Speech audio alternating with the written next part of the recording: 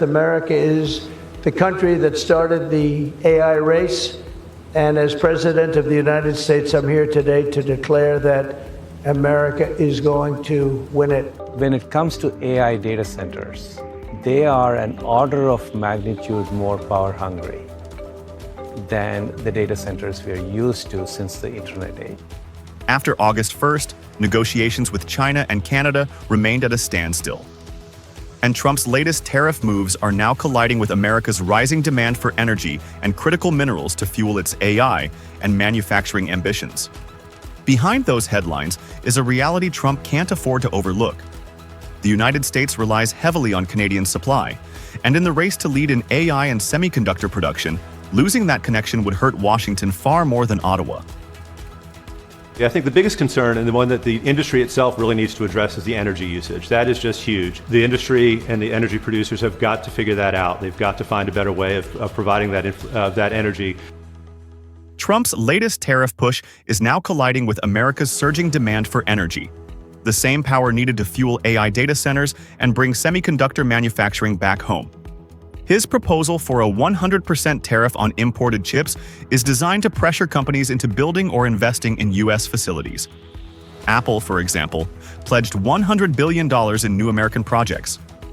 That kind of industrial build-out comes with a hidden cost: electricity. In Virginia, home to the largest data center market in the world, Dominion Energy projects that demand could double over the next 15 years. AI data centers alone can draw more than a gigawatt on a single campus. And Virginia is only one example. Across the United States, from Oregon's server farms to Texas's tech corridors, AI data centers are multiplying, each requiring massive and continuous power.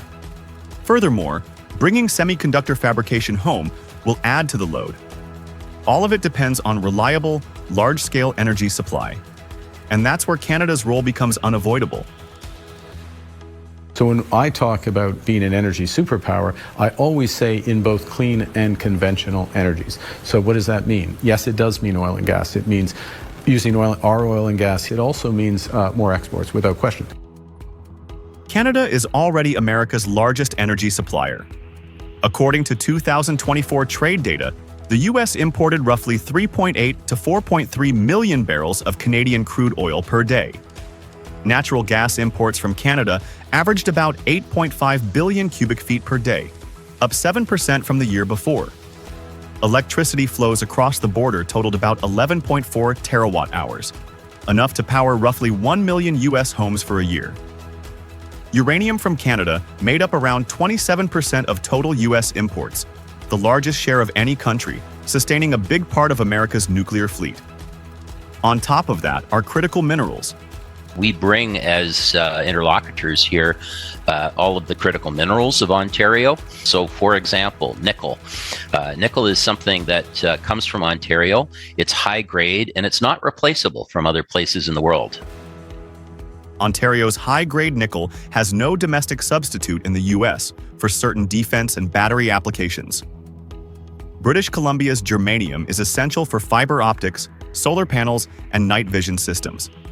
And the Teck smelter in Trail is the only Canadian source. These are not commodities that can be swapped in from other suppliers without years of supply chain adjustments. If these flows were disrupted, the ripple effects would be immediate. Industrial plants, data centers, and chip fabs would face higher costs and possible delays, and replacing Canada's unique mix of proximity, scale, and stability would be extremely difficult. We can be an energy superpower, and we have all the components in nuclear, in hydro, in potentially in carbon capture and storage, which is going to be one of the determinants of of competitiveness. Prime Minister Mark Carney has chosen not to rush into a deal. His strategy is to keep dialogue open, but refuse terms that would weaken Canada's long-term position.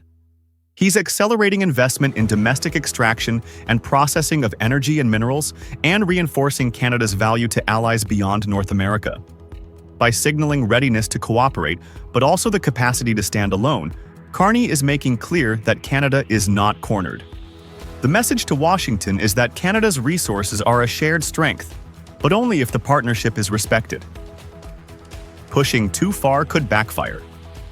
Without Canadian energy and minerals, U.S. industries risk higher costs, slower growth, and greater dependence on less reliable partners. A dangerous prospect for an administration promising a manufacturing revival and AI leadership. In this mutual dependency, Canada holds leverage that matters more to U.S. stability than the other way around. And Trump must decide whether the price of sidelining Canada is worth any gains at the table. We can give ourselves far more than anyone can take away. We're building this great country. I just met with the Premier, building BC, building Canada, building in a Canadian way, building sustainably, building together, building positively, and that's what we're going to do. And yes, we'll come to something with the Americans, something constructive with the Americans. On August 1st, President Trump raised tariffs on Canadian goods not covered by USMCA from 25% to 35%. It was a clear escalation intended to pressure Ottawa into a trade deal. But Canada didn't hit back with equal firepower. Instead, Prime Minister Mark Carney turned attention inward, toward building economic strength from within. And we can do so through our leadership in clean energy, in critical minerals, and in the intelligence infrastructure of the AI revolution. Rather than matching Trump's aggression, Carney emphasized long-term strategy. He doubled down on Canada's potential as a clean energy and critical minerals leader. While others debated retaliation, Carney introduced a fast-track framework to accelerate mining approvals, signaling that Canada's response would be structural, not reactive. Canada is home to some of the largest reserves of critical minerals in the world. We have lithium, nickel, cobalt, copper, and rare earth elements. They're all widely available here. That response may prove more powerful than any tariff. Canada holds large reserves of lithium, cobalt, nickel, copper, and rare earth elements, minerals essential to electric vehicles, AI systems, defense, and energy storage. As of 2023, Canada's mineral production exceeded 70 billion Canadian dollars, but most critical minerals are still underground or underdeveloped. Only half of current mines are Canadian-owned, and less than a third of refineries operate domestically. This imbalance is what Carney's government is now racing to correct.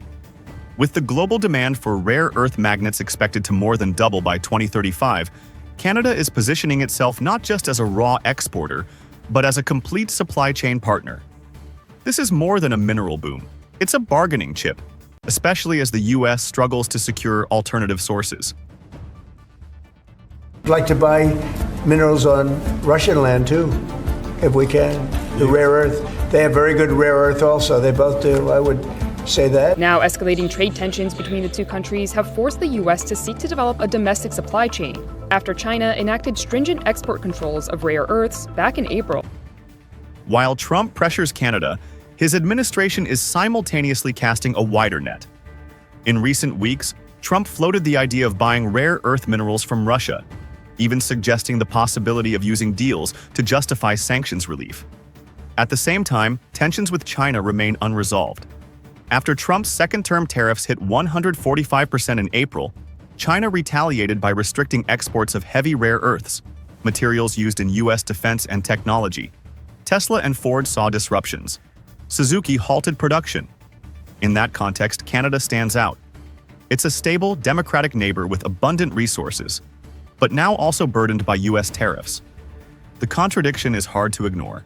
Washington needs what Ottawa has, but seems unwilling to admit it. Carney's strategy is clear.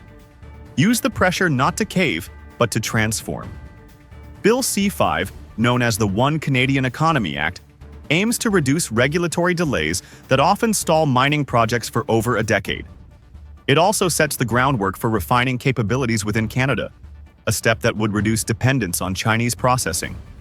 Company like Electrovia is already showing what's possible.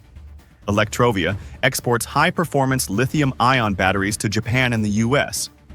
This early example could become the template for a reindustrialized, mineral-powered Canadian economy.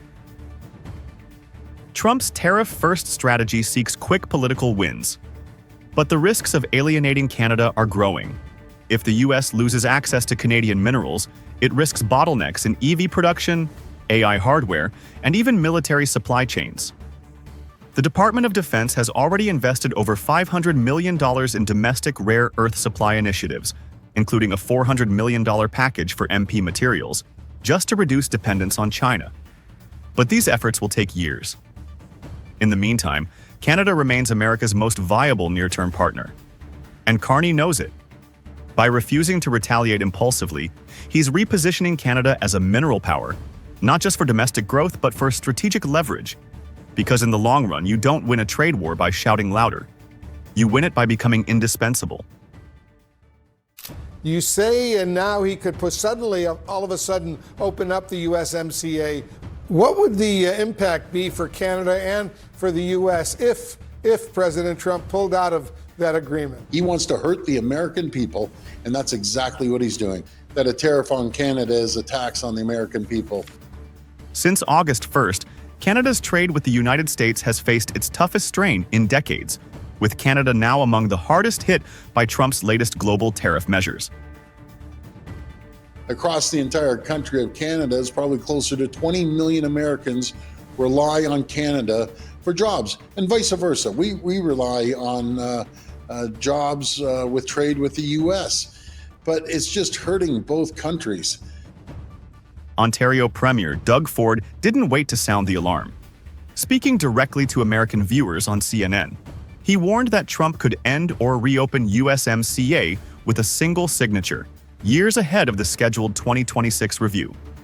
Ford stressed that these tariffs are not just punishing Canadian exporters, they are effectively taxing American consumers. He pointed to recent job losses in the United States. More than 37,000 manufacturing jobs gone since April, the lowest employment level in that sector in 5 years, and $6.2 billion in new costs for the U.S. auto industry. Ford's choice to take this message to U.S. media wasn't just about defending Ontario. It was aimed at building political pressure inside the United States, where the economic fallout is already visible. While Ford has chosen to confront Trump's tariff agenda head-on in the public arena, Prime Minister Mark Carney is taking a different path, one defined by strategic patience and careful calculation. Of course, the Prime Minister has to weigh all industries, not just the specific industries that are immediately impacted, but has to weigh industries against industries, has to weigh region against region and the unity of the country. Well, I think it's been a very wise and strategic, a cohesive approach on behalf of all Canadians. Prime Minister Mark Carney's response has been deliberate. After the August 1st increase, Ottawa did not announce a fresh round of retaliatory tariffs. Instead, Carney emphasized keeping channels to Washington open and weighing the national interest across all sectors before acting.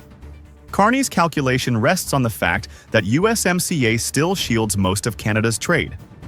In June, Royal Bank of Canada data showed that 92% of Canadian exports to the US entered duty-free. The remaining 8%, largely steel, aluminum, and other sensitive products, faced an average tariff of about 30%. Rather than rush into concessions, Carney's team is pursuing market diversification. Trade with the European Union has grown by double digits, exports to the United Kingdom are up, and high-level ministers have been in Mexico to coordinate strategy and avoid the divide-and-conquer approach many in Ottawa expect from Trump in any USMCA renegotiation. Yes, we're having discussions with the Americans. Prime Minister Carney wouldn't say when he'll next speak to U.S. President Donald Trump, but Ontario's premier didn't mince words. What's the general impression of Trump in Canada? He's probably the most disliked politician in the world in Canada. Ford and Carney are working toward the same end, protecting Canada's economic position. But their methods could not be more different. Ford speaks in blunt terms, calling Trump the most disliked political figure in Canada and focusing on the American costs of tariffs. Carney stays measured, avoids personal attacks, and times his interventions to maximize leverage at the negotiating table. This dual track, public pressure and quiet diplomacy, has so far kept Canada's response cohesive while signaling to Washington that Ottawa will not fold quickly. The threat of an early USMCA rupture is real. Trump has shown he's willing to move outside established timelines if it strengthens his bargaining position. Yet Canada retains leverage. Strategic minerals critical to U.S. manufacturing, energy exports, and a strong agricultural trade. Trump also faces rising consumer prices and job losses at home, which could narrow his room to escalate. The challenge for Canada will be to maintain its stance without closing the door on solutions that serve both sides. The period since August 1st has revealed a high-stakes test of endurance between Washington and Ottawa. Trump is pressing hard with tariffs to force movement. Carney is meeting that pressure with strategic patience, while Ford raises the volume in the U.S. media. How long each side can hold their position, and what political cost Trump is willing to bear, will determine whether this standoff ends in a balanced agreement or in a rupture that reshapes North American trade far sooner than planned.